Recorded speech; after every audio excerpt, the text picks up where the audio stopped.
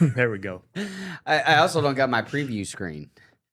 Oh, I was gonna say, Ricky, you might be leading the ship on this one. You might be driving today because it's been a long week and a half already. But I guess not. I guess we're gonna have to help each other out here as we start up 28-22 Sports Night here on what is today? Is today Wednesday? Wednesday, right? Wednesday. Yeah. Yep. Yeah, Wednesday night. Oh man, it's been a week. It has been a long week. I can't complain though. I mean, Williamsport is just amazing. Yeah, It really is. Had a fun couple days out there. Got to see some good baseball, but unfortunately, I think some of our East Coast teams are starting to dwindle down. We still got no. Well, yeah. Unfortunately, I mean, we basically started, and again, we'll pull the curtain back here for you folks, as the way that local television now works in the new day and age. You know, unfortunately, although shout out to Chris out of Henderson, Nevada, that he's still getting Chris Matthews. Yeah, that he's still getting the mileage and the expense account. But now, more often than not, you don't necessarily get to go to where the events are if there's an affiliate, if there's a partner in crime, more or less, in that area, they'll help you out. Well, you know, little, not quid pro quo, but sharing the load. The sum is bigger than the individual pieces, which is awesome because I've gotten to do some really, really fun things over the last couple of weeks and some things that, you know, I can check off of my my bucket list of accomplishments for my career. You're on picks. Yeah, that was awesome. That was awesome. Big one. So that being said, yeah, Philadelphia WPAL. You know, we were helping them out with Mid Atlantic.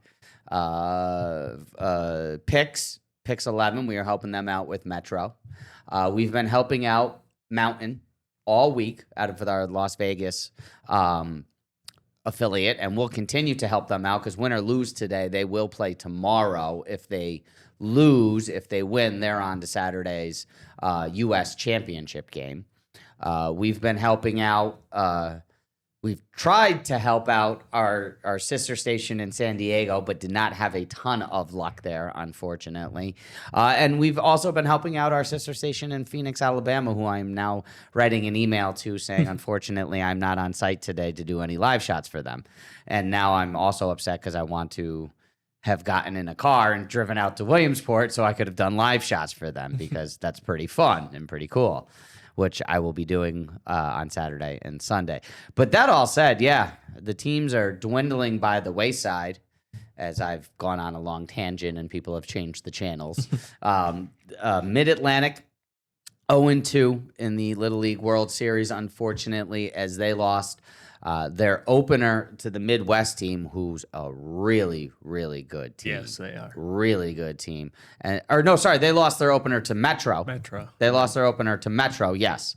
And then lost to the Southeast team led by Kinley Rasmus in an elimination game. So a tough run of it for Mid-Atlantic and the boys from East Side as they end up 0-2. Again, losing to teams that we were covering on the other end. Metro out of it after the one win over Mid-Atlantic. Then they ran into a buzzsaw that is the Midwest team that we were talking about. They dropped that 6-0 to Midwest as Midwest went 2 games in a row, combined 2 hits. Cooper Thiessen with a no-hitter in the first one, and then only 2 hits allowed against Metro in that second game. And they're playing... they moved on in the winners bracket. But yeah, Metro falling by the wayside. The team from out west, 0-2 in their trip to the Little League World Series. And then yesterday we had the elimination, again, of Metro as they finished 1-2. And they lost to Great Lakes. And actually Southeast beating Northwest in the one rematch. That was a rematch. Northwest took out Southeast. And I was saying it in the media center, and I feel bad for him because he's a 12-year-old. I understand that when you're 12 years old, you don't always recognize the bulletin board material that you create. But after the very first game, in the post-game press conferences, the Tacoma, Washington team saying, we weren't going to let Kinley steal the show. We weren't going to be the team that got eliminated by Kinley's team. And then about 4 days later, they had a little rematch against Kinley's team.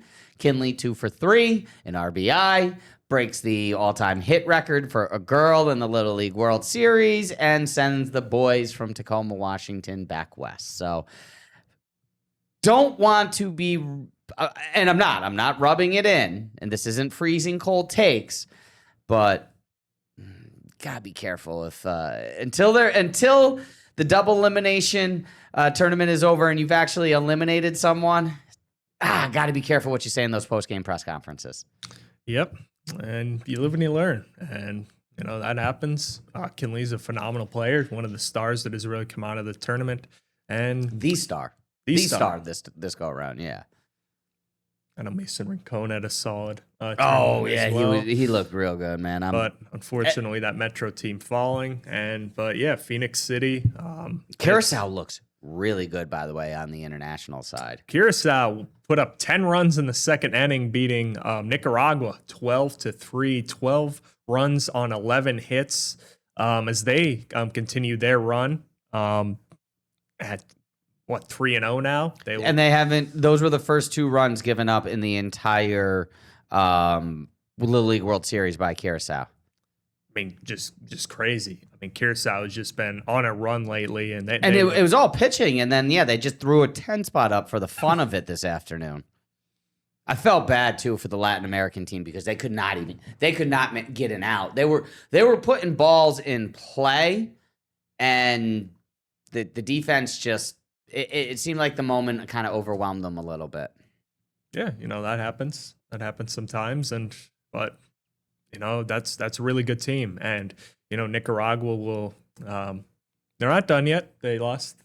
That was their first loss. So, it is what it is there. And I believe they will be taking on the winner of Vancouver and Japan, which is an elimination game as well. So we'll probably see what those two teams have to offer. But Curacao looks like one of the, if not the strongest team in the international bracket. And they got hot, and what happens when you run into a hot team? Nicaragua found out today. Yeah. And I mean, it's not that they got hot. They've been hot right from the rip. Their pitching has been phenomenal since the get-go. And honestly, the thing that probably hurt Curacao the most today is that Latin America scored a couple of runs in the 4th inning. And there's a 10-run rule. So, but it doesn't come into effect until after 4. So where Curacao was up 10-0 after 2 innings, they still had to play a couple more. They scored a couple runs, and it ended up going the full length, which if you could get out after 4 innings and save some pitches going into Saturday and Sunday, because you have the 50 run and the 50 pitch and the 85 pitch rule, that would have been big for Curacao. But they had to use up. It's almost when you have to, use up your bullpen, unfortunately, when you don't want to. Yeah, and that happens, but they've still got another game left, and that's why it's double elimination. They ran into a hot team. They had one bad game, and now they're going to have an opportunity to prove themselves against either Vancouver or Japan on Thursday. So we'll ultimately see what happens. Vancouver, man. I mean, Canada, the underdog team of the tournament, 3-1 now, facing 3 straight elimination games. And that's the same with Southwest or Southeast. I keep doing that. Southeast, as they also, 3 games in a row facing elimination. But that Canadian team with a big win over Seoul yesterday in the elimination bracket. And I'll tell you what, not a lot of people expected, a long or a performance quite like they have put up, especially with some of the teams that they've knocked off along the way. But that's going to be a tough one against Japan, who Japan is trying to set the all-time record for a country for wins. You know, they're tied right now with California for the most wins ever at the Little League World Series, and you know, a couple more, and they'll be the all-time winner. Plus, you know, 3 more wins, and Japan's also your world champion. Yes, they're right there, and that should be a real entertaining game. Japan, obviously one of the stronger countries in general out of the international bracket, and they're going up against a team they mentioned, Vancouver, lost their first game, but since then have rattled off 3 straight wins.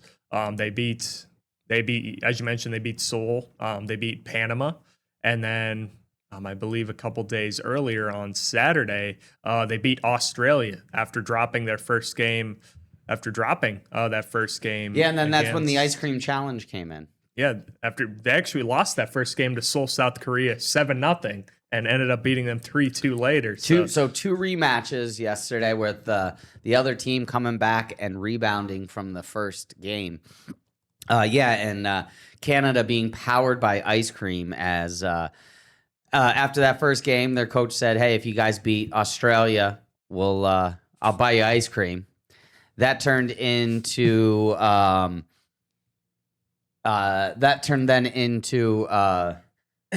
Frazier saying that he'd buy him ice cream, but unfortunately he wasn't able to connect with the team after that first win. So he said, "Okay, double or nothing, double toppings," and then they got that one too. And I'll tell you what, I had an ice cream yesterday out in. It did. Oh, it hit the spot, man. It hit the spot. I had a Philly cheesesteak. Oh, yeah, you said you wanted to get one there. Yeah, well, I had originally wanted to get the cheesesteak, and then I saw the Best of PA sandwich, which was great, but I can't do that every day. I couldn't do that. Heavy, yeah, it's heavy. I couldn't do that every day. So I hit a cheesesteak yesterday with, and then I got the ice cream. Oof, the ice cream hit the spot. Although I really wanted Dippin' Dots. I got to find where the Dippin' Dots are. Sure, there, yeah. Well, I saw the Dippin' Dots at Bowman. No, Bowman. Yeah, I think it's Bowman. Okay, I keep getting yelled at. People keep emailing me. People keep, hitting me up, telling me how terrible I am. Less entertaining than watching paint dry, apparently. Shout out to whoever you were. Yeah, no, there was Dippin' Dots there for the MLB Classic game, but the line was just ridiculous. Dippin' Dots always a ballpark favorite. And then, while I was looking at that, I was like, all right, maybe, okay, I'll do something different. I saw someone walking by with like this brownie sundae thing, and I was like, oh, I'm definitely doing that. The line was even more crazy for that. So I got to go to a Crosscutters game to get me a brownie sundae. Because... Wow. Wow, that's a fine. Well, all right, take a break on that note. Take a break as I just destroy the microphone here. We'll take a little break. Yeah.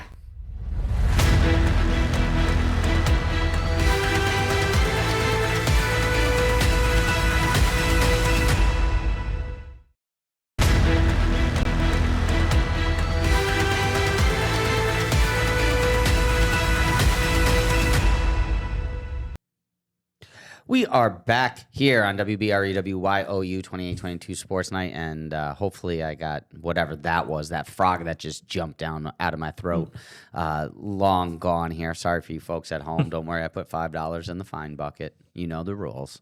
Proud of Ricky, by the way, for manning up on the bet the other day. I almost got him to do the JETS, Jets, but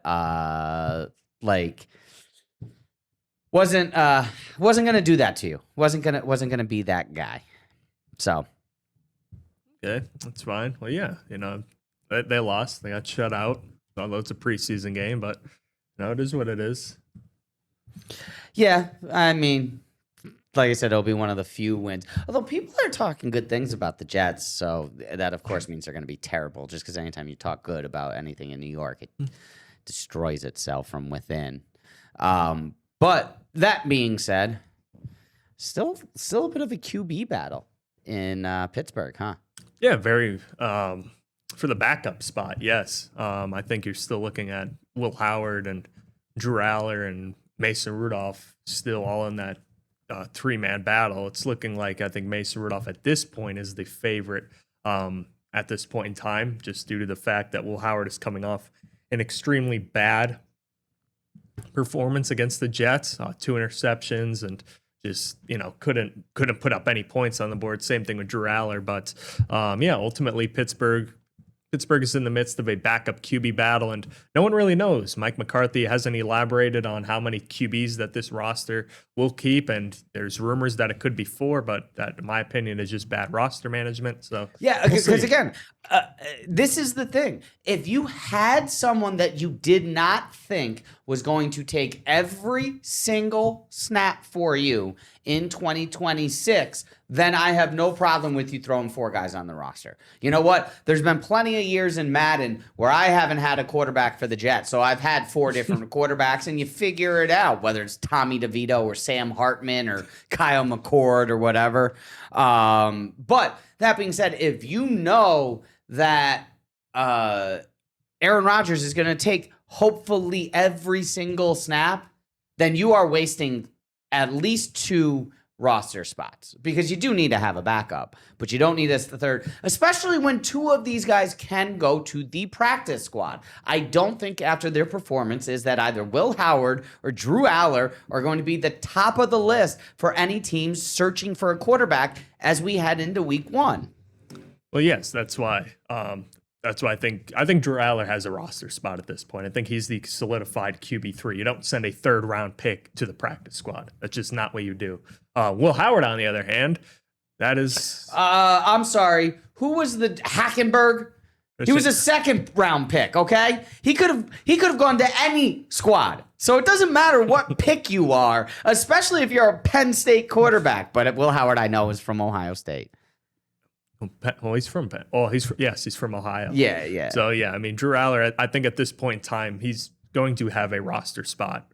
He's going to be the 3rd QB on this roster. Will Howard, on the other hand, there's a contingency of fans now that, and reporters that think it would be best, because how many teams realistically would try and go after Will Howard after seeing what he just put out there? I don't think many. Exactly. I don't so think you many. put him on the practice squad because, number one, whether you like it or not, he's a 6th round pick. And number 2, like that backup QB spot, if Aaron Rodgers goes down, realistically, I don't think it's Will Howard that is going to save the season. I think whether you like him or not, Mason Rudolph is probably better off being the backup QB. And even he's not great. He's not outstanding, but we've seen some really, really bad backup QB play this offseason. And Mason Rudolph, I think, is not the worst option out there. There are much worse options to have than Mason Rudolph. Look at Miami's situation out there after if Malik Willis does. I was going to say, if Malik Willis goes down, I understand that. But you're not going into the season with the expectations or the hope of if Aaron Rodgers goes down. You believe that Aaron Rodgers is your guy for this year, and that's why you brought in Mike McCarthy. So why does Mike McCarthy need 3 other quarterbacks on his roster? Because Mike McCarthy believes in quarterback. He thinks he could keep 4 QBs on the roster because he believes he's got, extended time due to the collective bargaining agreement and during this, which you do, but you have to get 4 QBs reps before and after practice and sort of go along with this QB school. That is a lot of reps and a lot of names because, again, Aaron Rodgers and Mason Rudolph are going to get the majority of those reps in practice. Drew Aller might be the scout team QB for whatever team they're playing, and same thing with Will Howard. So that is why I think, again, personally, that they're going to have a tough decision come Sunday at 6 p.m. I'm going to be very intrigued at that QB position because it limits what they can do at other positions. If Aaron Rodgers goes down, if Aaron Rodgers gets hurt this year, if Aaron Rodgers gets hurt this year, I do not believe that your backup quarterback is currently on your roster. I believe that if someone else takes snaps for the Pittsburgh Steelers this season, they are not currently on your or any NFL roster at the moment. Yeah, I just don't see where they could go to get that back. I mean, there's not many great backup QBs out there. There's not like a team that is 3. But there is one quarterback out there right now that they could bring in and have if they wanted. And they're not going to bring him in right now with Aaron Rodgers on the roster healthy. But if Aaron Rodgers gets hurt and he's done for an extended period of time, there is one quarterback out there that is a proven winner that can still play and was on a roster last year and has a long history of beating teams in the division like the Browns, like the Bengals, and even like the Ravens. Joe Flacco. Yes, sir. You would rather have Mason Rudolph than Joe Flacco. Joe Flacco has to complete the full square. Yes. He's got to play for all 4 teams. I get it. But look, I get why he's not on the roster now because Flacco still wants to start, which is crazy. But if Aaron Rodgers goes down, who better to step in with that roster and maintain playoff expectations than Joe Flacco? Someone who knows the division and can come in instantaneously and not have a problem facing the Ravens or the Browns or the Bengals. That's very, very true. Again, he came in against Pittsburgh on a short week last year and hung 30 some on them. Again, had Jamar Chase, had T. Higgins, but still coming in half a week, not having a full grasp of the playbook. Even he did one heck of a job, and again, that would be an intriguing option. But as far as right now goes, and again, if Aaron Rodgers does get hurt, yeah, that's probably a suitable option and a name to watch. But right now, would you rather have him or Mason Rudolph? I would rather have Joe Flacco if we're trying to keep the season alive. But again, in all honesty, if Aaron Rodgers goes down with, halfway through the season and he's done, I personally don't want them to try and compete. I'd rather throw Will Howard or Drew Aller out there and just see what the heck happens. All right, hold on. Let me ask you this. If halfway through the season that happens, and I'll even throw out the caveat. If halfway through the season that happens, but the Bengals are 7-2, right? Bengals are 7-2, but the Steelers are in a group of 4 or 5 teams at the bottom of the AFC who are in the hunt. The famous in the hunt. They're always in the hunt. Yes, if they're in the hunt in that group, for that last wild card. Do you just want to give up, or do you want to fight for that last wild card? No, I want to give up. Okay. Because I don't want to go in the playoffs. Continue more of the same? Yes, I don't want to realistically go out there and see what you give Drew Aller the reps. See what he's got. You drafted him in the 3rd round.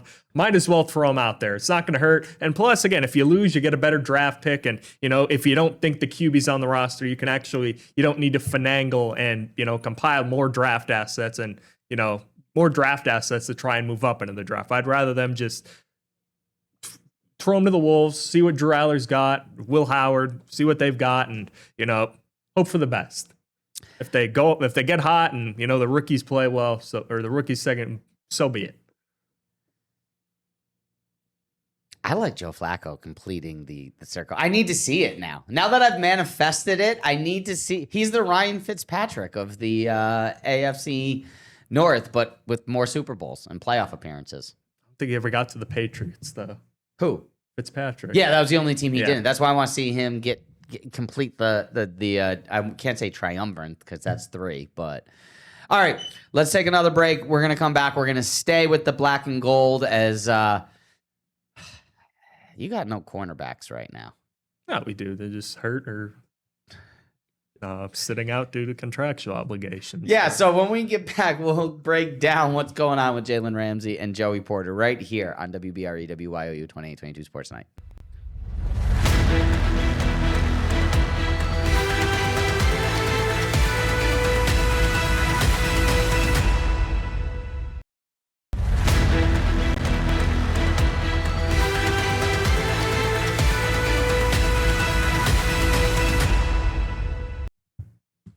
Welcome back in 2822 Sports Night right here. And you've downloaded, obviously, the 2822 Now app on Apple, Amazon, or Roku because you're watching us here or you're watching us on Facebook or YouTube Live. But hey, if you know people, you tell your people and they'll tell their people. And then their people will tell people. And then we'll all be people watching people together here on 2822 Sports Night.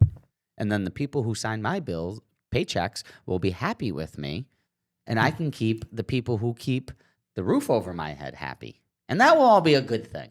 Good cycle to have. Yes, it's a good cycle.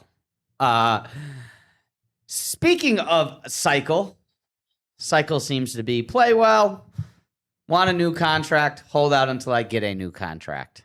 Seems to be a good cycle for cornerbacks. Worked for Jalen Ramsey in Jacksonville. Did. Worked for Jalen Ramsey in L.A.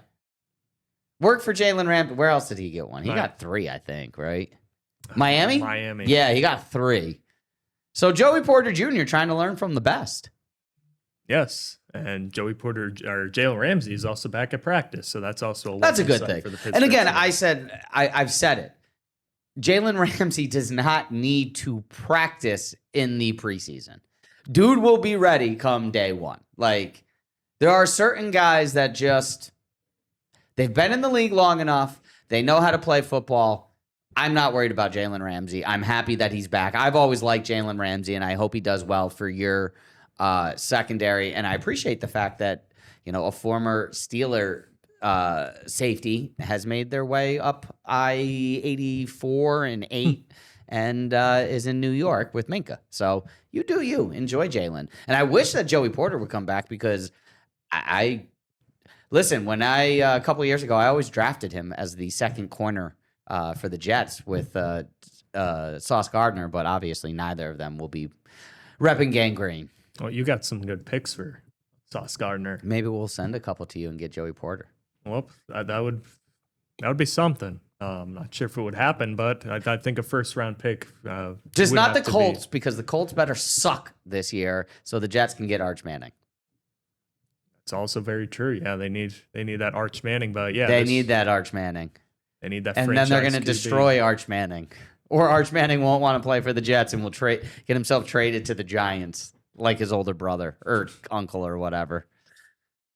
That's a very, very good, not very good possibility, but Yeah, it's a possibility. No one wants to play for the Jets. It's a possibility, but yes, the Steelers right now are in a little bit of a dispute with Joey Porter Jr.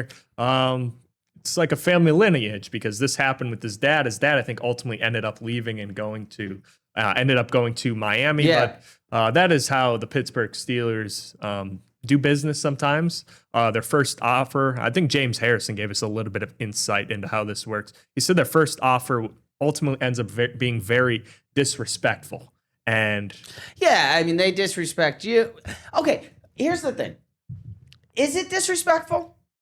Because whenever, typically the player tries to lowball. And I'm just saying it's like, it's just business. It's just business. Right? Like if a player leaves and goes somewhere else, or if a coach, cuts a guy or trades a guy, what do you hear? It's just business, man. It's just business. It's just business. But as soon as a player doesn't get the offer he likes, or as soon as a team thinks that this guy is being delusional in his expectations of himself, well, it's disrespectful. Is it just business or is it disrespectful? Because it can't be both. I mean, I guess it just depends on the point of view, because at the end, the NFL is a business, and sports is just a business. All sports is just, including the little leaguers. I mean, listen, they're playing and they're having fun, but it's big business all around it. And I'm sure, I thought it was crazy that we ran a poll on should gambling be illegal for little kids, and I'm not saying that I witnessed gambling, but I'm saying I witnessed what I thought was gambling for sure. some people just can't get away from it. You never know. But okay, it's not just baseball though. Pee Wee football down in Florida. There's big time gambling on Pee Wee football down in Florida. Like 12-year-old, 13-year-old football down in Florida. Big time. A lot of pressure on those 12, 13-year-old kids to put together. I mean, here's the thing, though. A lot of pressure on those 12, 13-year-old kids because you know who else is at those games? You got Urban Meyer going to those games. You got college coaches and scouts now legit going to 12-year-old Pee Wee football games because some of these kids are getting verbal commitments in 8th grade and 9th grade now. Yeah, and that's the reality of it. And then you get the NIL situations, further down the road there. when you get into, I'm sure, junior, senior year. But yeah, I mean, that does not surprise me one bit. People take, it's you got to recruit them young, and obviously Florida, Texas are the real hotbeds. And we're not even talking about AAU basketball, how No. dirty that is. Yeah, that gets dirty as well. Or travel team baseball. Like, I love the Little League World Series. That was so much fun. But, travel team baseball parents, they're a tough group to kind of deal with sometimes. They are. Sometimes they go team hopping. It's like, let the kid just enjoy a game. And here's the other thing. And this is the tough thing. Because you talk to any professional athlete, you talk to 95% of professional athletes. I played 3 sports. I didn't just play one. I played 3 sports. And it's changing now. And we wonder why all the basketball players getting hurt. Because they don't do anything other than play basketball and run up and down the court and use the same muscles and land on the same court. But Kobe was great at soccer and basketball. J.J. Watt played 3 sports. Mike Trout played 3 sports. LeBron was all Ohio in football as a tight end. Like, you want your kid to be a pro? Don't have them just play one sport, because the time they're 13, 14 years old, they're so tired of that sport that they don't want to play it anymore. But I'm sorry, I didn't mean to be preachy. No, you're good. But yeah, no, we've seen even the importance of some of these multi-sport athletes using different muscles, how different sports can translate to each sports and vice versa. But yeah, I mean, that is certainly, a good point, because again, you box these kids into just one sport, and, you're also teaching them, if you're, team hopping and moving around from different teams, that, if you don't get what you want, you just leave. But that's what college sports right now. Well, the transfer portal. Yes, that does happen in the transfer portal as well. And that one kid who's played on 9 teams or something like that. He was on Kansas last year, and I can't remember where he transferred to this year, but he's good. I get it. He's good, and dude's getting his bag. Or okay, I didn't make the NFL roster. Let me go back to college. Well, I mean that also happened, but the SEC and Big Ten, I think, put together some much needed restrictions on that, saying if you signed an NFL contract or appeared on an NFL roster, that you are not allowed to come back to college, which was the right thing to do. And I think the SEC went a step further and did it for NBA, MLB.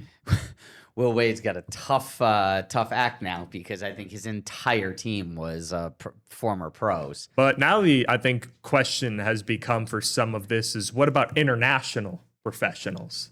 Because I think recently had a player going to LSU for basketball. Not just players. Like I just said, Will Wade has gonna have literally every player on that team, on that roster right now, has some sort of professional background. Like, he's gonna have to recruit 12 new guys. And these are these aren't 19 to 23-year-olds that are playing in League B or then semi-professional. These are people in the professional leagues that are 24, 25 years old, and playing against kids. Yeah, Illinois is a great international squad, but they usually recruit some of younger players, international talent. I think they're called International University, because most of their roster every year ends up being players that have played internationally. But to get players who have played professionally internationally compared to semi-professionally or some of these other leagues, it's not fair. I get it. Their international leagues aren't in some cases as good as obviously the NBA and even some of the college basketball places over here, but in the end, it's still a professional league you're playing in. You're playing against kids are grown getting men. paid. Yes. Kids are getting paid, and there's grown men playing. Yes. And I mean, there was the issue with COVID, and I understand, and now they do have the 5-year rule or whatever that you want to call it. And the 5-year rule is 6. Once you get 6+, in my opinion, I get it. Injuries happen. Okay, Frank Gore. Would you have taken years away from Frank Gore? What did He blew out both of his knees while at Miami. like see like that?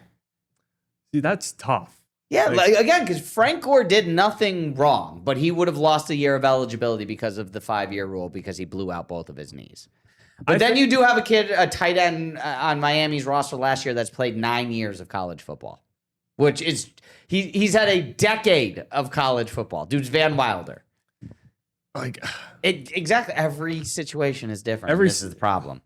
And if you're just not playing, that's one thing. You shouldn't get more years of eligibility or, leaving the roster just because you're not playing. That can't happen. But a situation like Frank Gore's is okay, not. It's unfortunate. I'm not sure if there's a perfect way to fix this, but I mean, when you're getting 6, 7+ years in college, I think that's, especially if you're 24, 20, 25 years old, at that point, it's okay, you're playing against 19-year-olds in some cases out here. So it's, again, every situation's different. I'm not sure if there's a perfect way to solve this, but ultimately it's just, we're getting to a point, if we're allowing professionals from international countries and, as you said, players playing for, 9 teams, 8+ years in college, there has to be some type of line drawn there. Yes, injuries do happen, but unfortunately, hey, that's why you have a degree. Yeah, how many of them? Yeah, good joke, Ricky. I like it. That's why that's why you have a degree.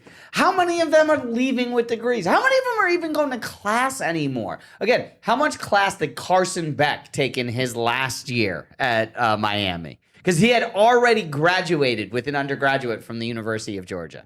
I think there's a high profile whose only class is a golf internship this year. No, that was last year in Carson Beck. Thank you. I don't think that was. No, that was it. Was 100%. I'm not saying. No. There's one this there might year be as well. okay, but that was 100% the reference I was making. Is that Carson Beck had graduated, and while at Miami, the only thing he did as a student was a golf intern. That was good for him. Good for him. And now he's fighting for the starting quarterback job at Arizona, the Arizona Cardinals. So. He looks good, is what they say. The rest of the team looks awful, but he looks okay. Yeah, that team. Speaking of, how terrible is Harvin Marison Jr.? I'm not going to disrespect the man, but I'm going to disrespect Harvin Marison Jr. because dude don't look like he barely looks like a Mitsubishi, let alone a Maserati. You see, the thing is, I think the expectations on him were obviously extremely high. His father with speed. Yes. That was the expectations. His father, but with speed and size. But you look at he's not obviously his father, but. Yeah, because he can't catch the ball. The dude's got stone hands. He Harvin play Marison, better not the other one, but Harvin Marison does. I think, is he an all-pro receiver? Is he a solid NFL player? I think he still can be. He's put up solid numbers. Nothing eye-popping, but he's still put up some solid numbers at least. And again, also you have to think about whose QBs have been. You have, Kyler Murray was solid, but you have Jacoby Brissett there right now. You have Carson Beck. They're hitting him in the hands, and the ball is still hitting the ground. I understand what you're saying, but Harvin is not. Harvin's putting up about as much of a case to be an all-pro as Shador put up to be the starting quarterback in Cleveland. Well, I think Deshaun got that job because he's getting paid an exuberant amount of money. I thought that was the case, and then I thought that he would lose the job because of his post-game presser, and then they still gave him the job anyway, and now he came out and apologized, which is now you have to apologize. Which is weird because he says he lives with no regrets, but if you're apologizing, that means you regret something. So no regrets, right? No regrets, Deshaun? You don't have 29 regrets? There aren't 29 things you can think of that you may wish could have gone differently in your life. There aren't 29 times that you could have made a better decision with your life And that wouldn't have affected so many others. Not 29 times you can think of that. We'll take a break on that note.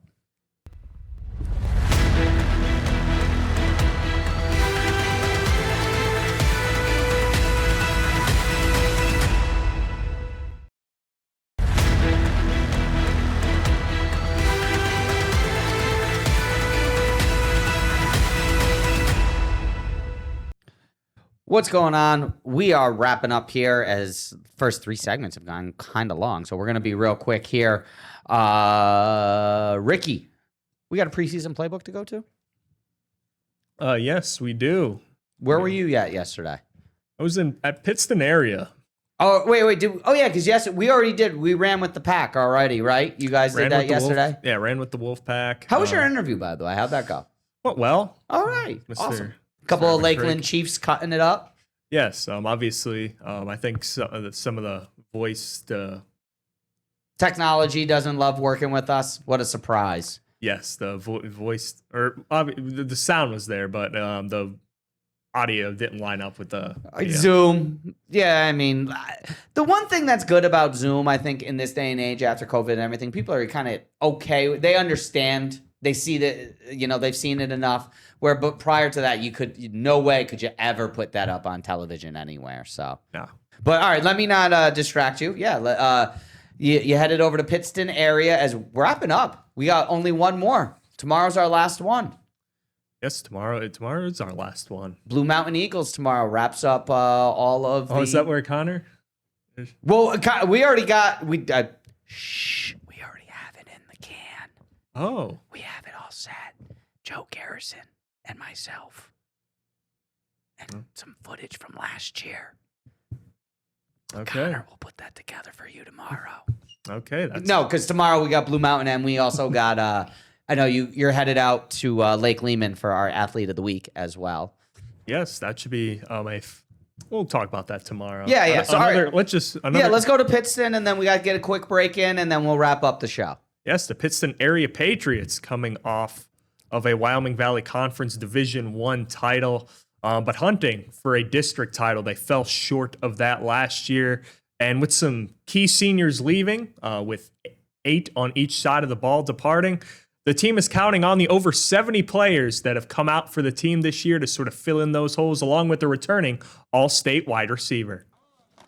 The energy was high and the pads were popping ahead of Pittston area season opener against East Stroudsburg South. The team will have a new look, though, as they look to replace 8 starters on both sides of the ball. We put ourselves in a position a year ago where we played a lot of guys on Friday night that weren't necessarily starters, especially younger guys. So now it's kind of see how they can build and develop, and the faster they can do that, I think the better, obviously, we'll be on a Friday night. One of those new starters will be junior QB Santino Capitano, and he feels he brings a sense of backyard football when the play breaks down. I have a very good running ability. Like, if the pocket ever breaks down, I think I could extend the play and throw a pass. His top target, All-State senior playmaker Lucas Lepresto, who finished the year with over 900 yards and 120 points. He's got crazy arm strength. We were working on the short game a lot this summer and just get the ball out quick, and he did amazing with that. Lucas is special. He could do it all. He'd be the best probably kicker on our team if he wanted to be. The team rosters over 70 players, positioning them with adequate depth, which coach credits to winning a division title in his first year. Listen, we all know kids like to win, and when we had the season we had a year ago, kind of reinvigorate the community and the town and the school. This town and community love their hard-hitting linebackers as well, something senior linebacker Chase Ratsevich will continue the tradition of. We set the standard last year, right? And we don't want to, be at the same place we were last year. We want to be better than we were last year. And when it comes down to defense, we have everyone running to the ball, everyone in the play. The Patriots will get to show off that new look roster on Friday on the road against the Cavaliers. Reporting for 2822 Sports, I'm Ricky Turner. Ricky, you've been out and about now for a month pretty much straight. What's the team? And as we talked about this, I'm thinking about our top 10. I think we may have left Blue Mountain out, and that's the team. No, we did. We did. Oh wait, we got Blue Mountain in. Yeah, I think they're 5. Okay, we have had a long month. Oh my God. Okay, that being said, what's the team that surprised you the most over the last month? In terms of sheer roster size, probably the team I just visited in Pittston area. They got good numbers? 70 players. They got good numbers. Like 70 players. I have not seen a roster that size since I've been out at camp yet. Like, and again, they're replacing a lot of really good players. Both their QB and their running back from last year, who were big contributors. But they've got some guys coming back, and when you have 70 players, you've got depth. Yeah, and I think that's big. They put up together a solid year last year. They, I think, had just one loss in conference play, or that might have been 5-0 in conference play. They were just extremely good, but ultimately fell, I think, in the district playoffs. But this is a team in Paul Russick's second year coaching. He's going to have a really good squad. He was familiar with Connor up in Honesdale, but this Pittston area squad, they may be young, but when you return an all-state receiver and if you saw the energy that I saw in that group yesterday from both the coaches and the players, they've got a shot. All right. Should they have been possibly in our honorable mentions? I was thinking about it, but I want to see them. I want to see how they. Yes, I want to see them week one. But I think they're one of the teams just because they're so young and replacing 8 starters on each side of the ball. I want to see how these young guys perform, and they're going to be on the road, as I mentioned, week 1 against East Stroudsburg South, the Cavaliers on Friday. So. All right. Let's get our last break in here, and then we'll wrap up the show when we get back.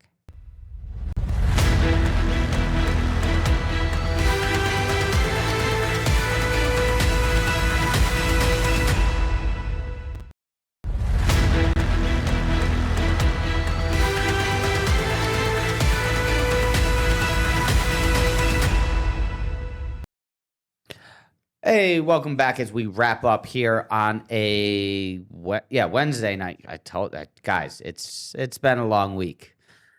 It's been a fun week, but it's been a long week. Wednesday night here on WBRE WYOU 2822 Sports Night. And before we get out of here, I mean, we got college football on Saturday.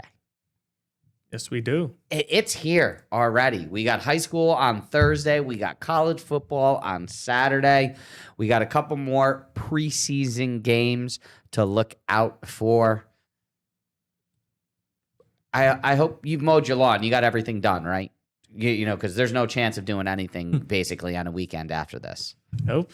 Schedule's switching up. And even tomorrow, East Stroudsburg playing at Seton Hill. Oh, yeah, we got football tomorrow night. That's not at East Stroudsburg, but it will be at Seton Hill. So they will be under the lights tomorrow at 7 p.m. Yeah, don't get mad at me that you don't have a 3-day weekend, but your schedule does switch up a little bit. Okay. You're here on Monday only because I'm off, but you got Thursday off next week.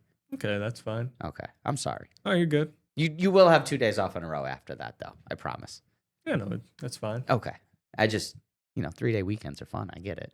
Yeah, no, I get it. And I know you got big plans this weekend, too. Yep. Congratulations to the Turners as well. Yes. The Turners? Yes. Yes, congratulations to the Turners. Oh, wait, do we have to redact that? Did I just mess something up? Mm-mm. Okay. Oh, you're good. Okay, wasn't sure. I just got really, really nervous that I like just blew a surprise party or something like that. No, you're good. Okay. Ricky's looking at me like, shut up, man. Stop talking. How much time we got left? We got about 2.5 minutes. All right, what do you think's going to happen with the Eagles this week? Eagles, they've got some tough decisions to make at the wide receiver position. Knowing how that offense is going to look, I think it's going to be interesting. Come Sunday, you have to cut that roster down to 53 players. Come Sunday at 6 p.m. But there's a lot of things to discuss. Who's going to be the backup? Who's going to be the backup quarterback? Is it Tanner McKee? Is it Andy Dalton? Andy Dalton has not looked good. Wide receiver room, what's that going to look like with Devontae Smith? Mekhi Lemon still battling back from injury. You got Jalen Hurts as your quarterback. What's the likelihood that Shedeur Sanders ends up as his backup? Because how long can he stay in Cleveland? And if not him, I mean, Gabriel's got to be cut. And they drafted him in the 3rd round. I was going to say, yeah, I mean, he's sort of the guy that's sort of forgotten about there. So I wonder maybe, although, again, Andy Dalton, the Red Rifle, that's one of those guys you always want as your backup quarterback. Yeah.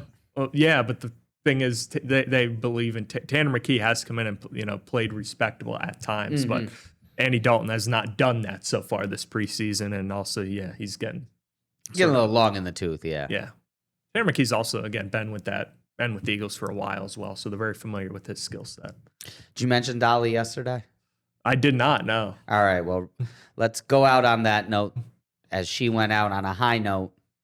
80 years old, and Dolly Parton took over the sports world as well, most recently or most notably donning a Dallas Cowboy cheerleader uniform for a Super Bowl halftime show, or was that Thanksgiving? But yeah. Dolly Parton passes away yesterday at 80 years old. Rest in peace, Dolly Parton, as she was truly a good soul in this world that doesn't have as many as it should. So we're back tomorrow with another evening on WBRE, WYOU 2822 Sports Night as the Final Four for the Little League World Series will be set. Don't go anywhere. Ricky and I won't be here. You and Connor will be here tomorrow night as I have a day off finally. Worked like 28 to 31 days here in August. It's been awesome, though. Again, I'm not complaining because I've been on football fields and at baseball diamonds. So we will talk to you tomorrow. This has been Sports Night.